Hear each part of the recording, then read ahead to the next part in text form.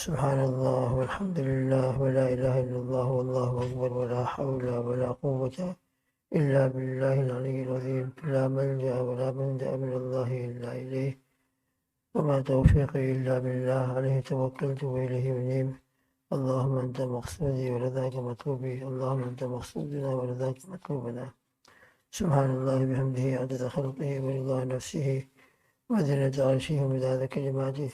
سبحان الله بحمده سبحان الله العظيم نستغفر الله العظيم ونتوب إليه حسبنا الله ونعم الوكيل نعم المولى ونعم النصير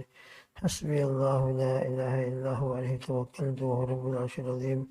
بسم الله الذي لا يضر مع اسمه شيء في الأرض ولا في السماء وهو السميع العليم نعوذ بكلمات الله التامات من شر ما خلق الحمد لله رب العالمين عدد خلقه ورضا نفسه وزنة عرشه ومداد كلماته سبحان الله بحمده سبحان الله العظيم الحمد لله الذي تواضع كل شيء لعظمته الحمد لله الذي ذل كل شيء لعزته الحمد لله الذي خضع كل شيء لملكه ونشهد أن لا إله إلا الله وحده لا شريك له إلها واحدا أحدا صمدا لم يتخذ صاحبة ولا ولدا ولم يكن له كفوا أحد ونشهد أن سيدنا وحبيبنا وسندنا ومولانا محمد عبده ورسوله صلوات الله وسلامه على سيد الأولين والآخرين إمام الأنبياء والمرسلين قائد الغر المهجلين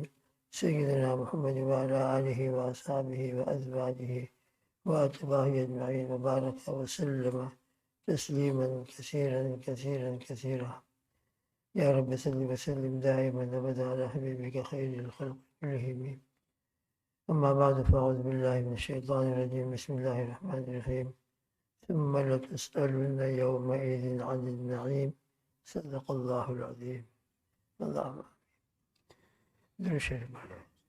اللهم صل على محمد وعلى آل محمد كما صليت على إبراهيم وعلى آل إبراهيم إنك حميد مجيد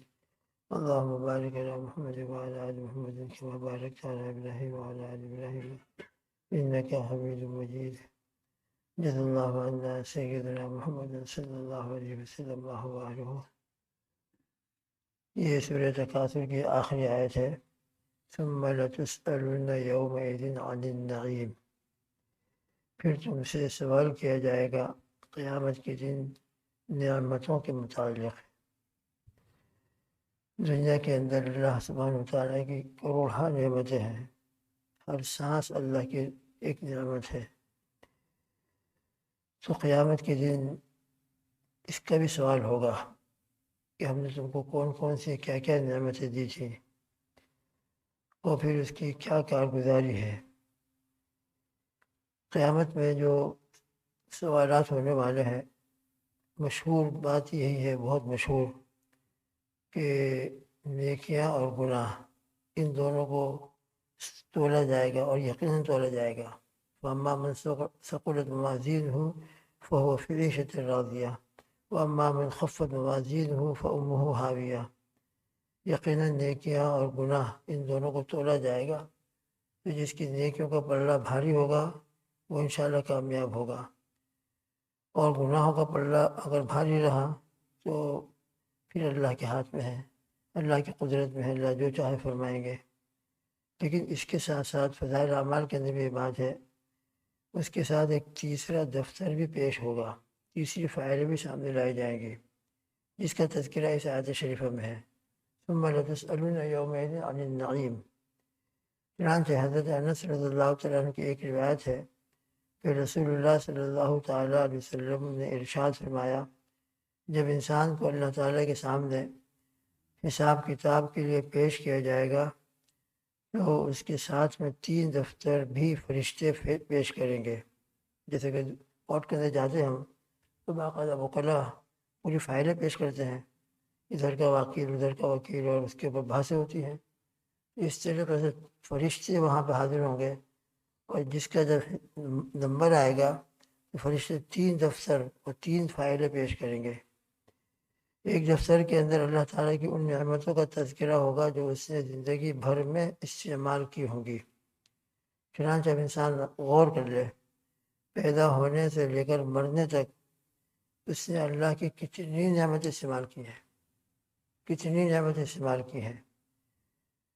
کتنی مرتبہ سانس لیا، ہر سانس اللہ کی ایک نعمت ہے۔ پانی کا ایک گلاس جو پی رہا ہے اللہ کی زبردست نعمت ہے۔ کھانا جو اس نے کھایا ہے، انسان اگر اس کو شمار کرنا شروع کرے، اس کو تولنا شروع کرے، اس کا وزن شروع کرے، تو آٹا ہے، چاول ہے، اسی طرح دوسرے حبات ہیں اور دوسری ترکاریاں ہیں، اور نہ معلوم کیا کیا نعمت ہم استعمال کر رہے ہیں روزانہ۔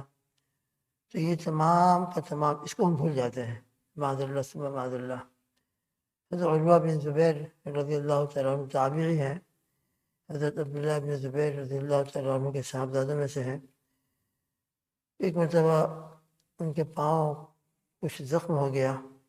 اور کسی وجہ سے پاؤں کاٹنے کی نوبت آئی، کاٹ دیا گیا، جیسے آج کل بھی ہوتا ہے بعض مرتبہ کوئی بیماری لگ جاتی ہے پیر کے اندر، ڈاکٹروں کا مشورہ یہی ہوتا ہے کہ اگر پاؤں کو نہیں کاٹا گیا، پیر نہیں کاٹے گئے، تو یہ بیماری اور بڑھے گی اور بڑھے گی، اور ہو سکتا ہے کہ پورے جسم پر سرایت کر جائے اور زیادہ خطرہ پیدا ہو جائے، تو پیر کاٹ دیا جاتا ہے۔ تو پیر کاٹ دیا گیا، جب کاٹ دیا گیا تو ہمارے سامنے تھا وہ پیر، پورا واقعہ ہے، اس کا مفہوم اور خلاصہ بالکل یہی ہے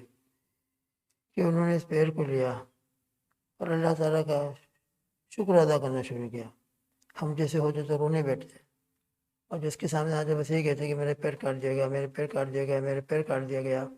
لیکن جو عارفین ہوتے ہیں، اللہ کی معرفت جن کو حاصل ہوتی ہے، وہ اس کے اندر بھی اللہ تعالیٰ کے شکر کا پہلو کس طرح نکالتے ہیں،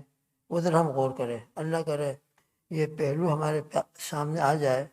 تو انشاءاللہ ہماری زندگی کی بہت سی شکایتیں جو ہماری زبانوں پر رہتی ہیں کہ یہ ہو گیا، یہ ہو گیا، یہ ہو گیا، یہ ہو گیا،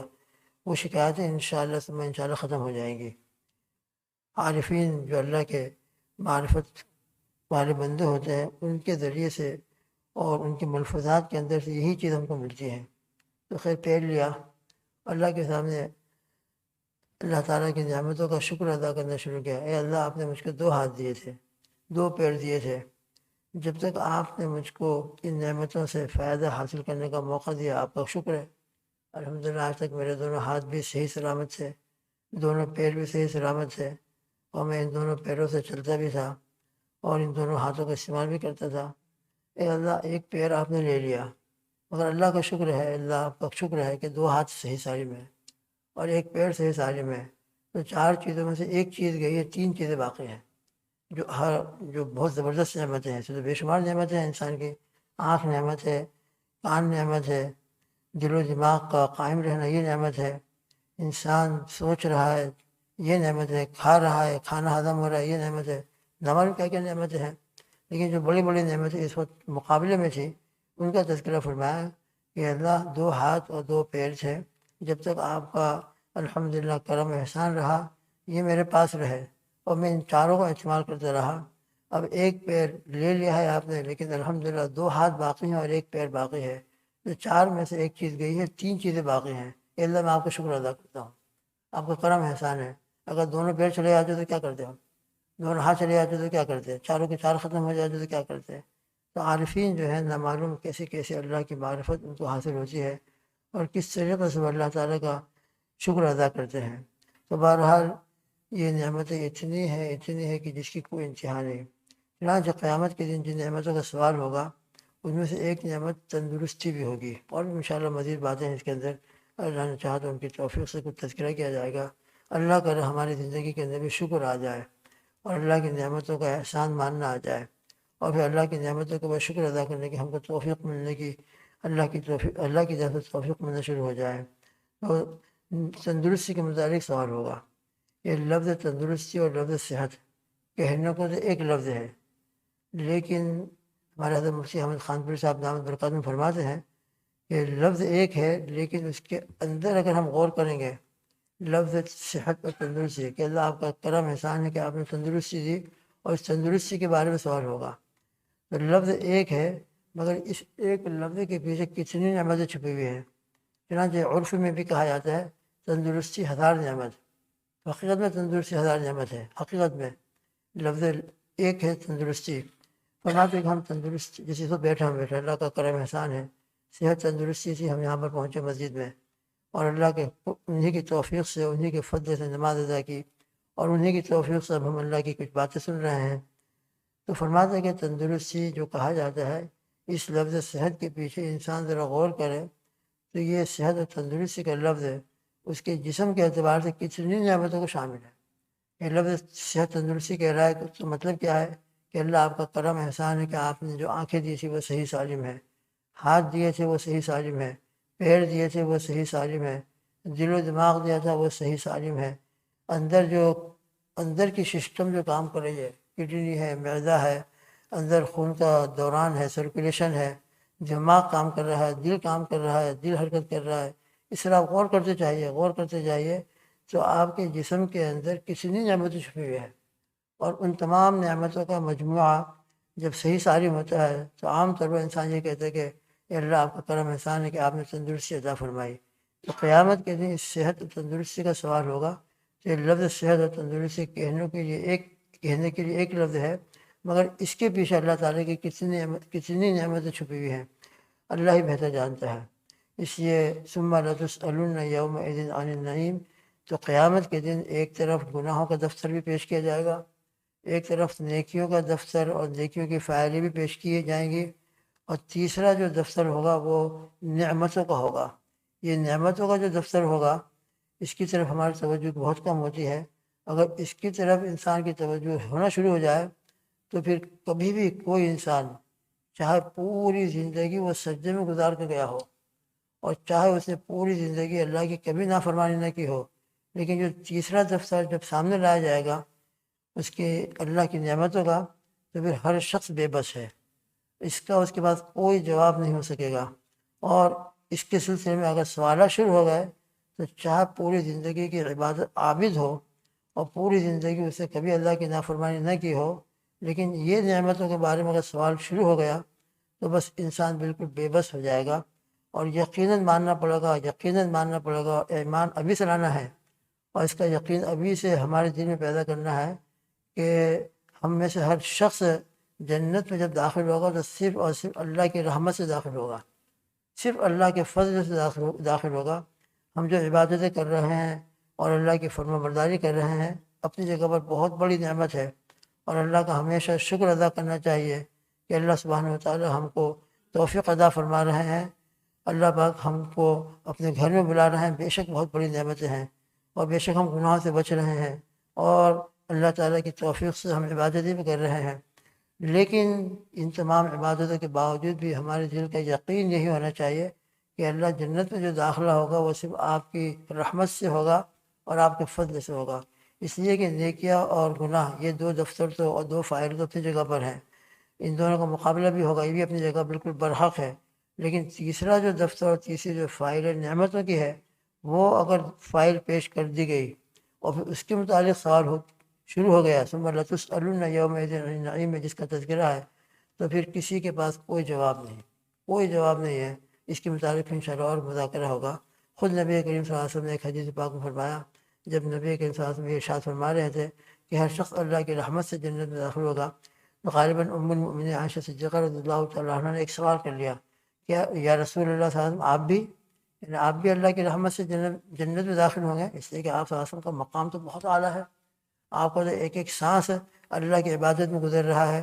اور آپ کے لیے تو پوری دنیا کو سجایا گیا ہے، تو کہ آپ بھی اللہ کی رحمت سے جنت میں داخل ہوں گے؟ آپ کے لیے جنت بنائی گئی اور آپ ہی کی وجہ سے یہ پورے دنیا کا نظام شروع کیا گیا۔ تو حدیث شریف کے الفاظ مفہوم اس کا یہ الا ان یتغمدنی الرحمن، مگر یہ کہ رحمان اور اللہ تعالیٰ مجھ کو اپنی رحمت میں ڈھانک لے، اپنی آغوش رحمت میں لے لیں، تو بس ان کی آغوش رحمت میں لینے کی وجہ سے میں بھی جنت میں داخل ہوں گا۔ لہٰذا کبھی بھی ہمارے اندر تکبر پیدا نہ ہو، اس کے خلاصہ یہی ہے، کبھی تکبر پیدا نہ ہو، کبھی بڑائی پیدا نہ ہو کہ میں نے یہ کیا، میں یہ کر رہا ہوں، اور معاذ اللہ کوئی بڑائی کی جملے ہماری زبان پر آ گئے اور میں کا لفظ شروع ہو گیا، یہ ہمارے لیے بڑا خطرناک ہے۔ اللہ تعالیٰ مجھ کو اور آپ کو اور پوری امت کو صحیح سمجھ عطا فرمائے، اور ہمیشہ اللہ کا شکر ادا کرنے کی توفیق عطا فرمائے، اور بے شک اس کا دل کا یقین بنا دیں کہ اللہ محض آپ کا فضل اور آپ کی رحمت ہوگی تو ہم جنت میں جا سکیں گے۔ اس لیے اے اللہ اپنا فضل شامل حال فرما، اپنی رحمت ہمارے لیے ہمیشہ شامل حال فرما۔ آپ کی رحمت اور آپ کے فضل کے بغیر دنیا میں بھی ہماری زندگی کا ایک لمحہ نہیں گزر سکتا،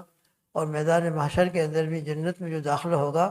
ہمارے اعمال اپنی جگہ پر، لیکن جو داخلہ ہوگا وہ صرف آپ کی رحمت سے ہوگا۔ ہاں یہ البتہ بعد میں ضرور ہے کہ جنت میں جو درجات ہیں، جنت تو بہت بڑی ہے اور جنت میں بے شمار درجات ہیں، نفس سے داخلہ تو اللہ کی رحمت سے ہوگا، مگر اس کے بعد جو درجات دیے جائیں گے انشاءاللہ پھر درجات ان اعمال صالحہ کی برکت سے دیے جائیں گے۔ پھر اس کے بعد جیسے جیسے اعمال ہوں گے اور جیسے جیسے تقویٰ ہوگا اور جیسے جیسے اللہ کی معرفت ہوگی وغیرہ وغیرہ، اس کے مطابق پھر ان کو درجات دیے جائیں گے۔ چنانچہ سب سے اعلیٰ سے اعلیٰ درجہ ہمارے آقا ہمارے محبوب سیدنا محمد الرسول اللہ صلی اللہ علیہ وسلم کو دیا جائے گا کہ جنت میں اس کے اوپر کوئی درجہ ہی نہیں ہوگا، جس کو مقام وسیلہ کہا جاتا ہے، جس کا تذکرہ اذان کے بعد کی دعا میں اللہم آت سیدنا محمد وسیلۃ اس کے اندر آتا ہے۔ اللہ پاک ہم سب کو اپنی رحمت سے اپنے فضل سے دنیا کے اندر بھی اپنے اعمال صالحہ میں اور اپنے رضا والے اعمال میں مشغول رکھیں، توفیق عطا فرمائیں، اور میدان محشر کے اندر بھی ہمارے ساتھ رحمت کا معاملہ فرمائیں، حساب یسیر کا معاملہ فرمائیں، اور محض اپنے فضل و کرم سے ہم کو، ہمارے والدین کو، اساتذہ مشائخ کو، آپ کے والدین کو، اور ہم سب کے متعلقین دوست احباب کو محض اپنے فضل و کرم سے اور پوری امت کو اپنے فضل سے جنت میں دخول اولی کے ساتھ داخلہ عطا فرما دے۔ اللہم آمین۔ سبحان اللہ بحمدہ، سبحانک اللہم وبحمدک، ونشہد ان لا الہ الا انت، نستغفرک ونتوب الیک، وصلی اللہ تعالی علی خیر خلقہ محمد وآلہ واصحابہ وازواجہ واتباعہ اجمعین۔ سبحان ربک رب العزۃ عما یصفون،